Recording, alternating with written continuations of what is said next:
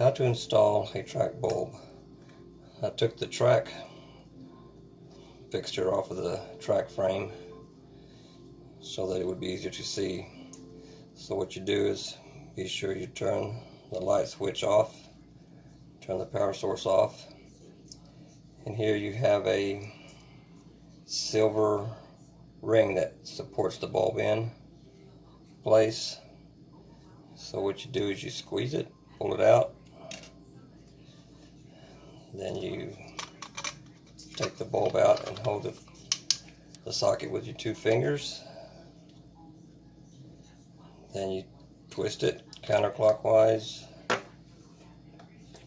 You get the new bulb, put it in the socket, and turn it clockwise.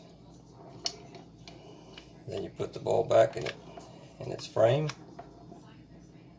and get the support ring, squeeze it, and there you have it. Real simple. Once again, I took the fixture off of the track frame so it would be easier to show you, but do not take this off, just leave it hanging on where it's at on the ceiling. There you have it.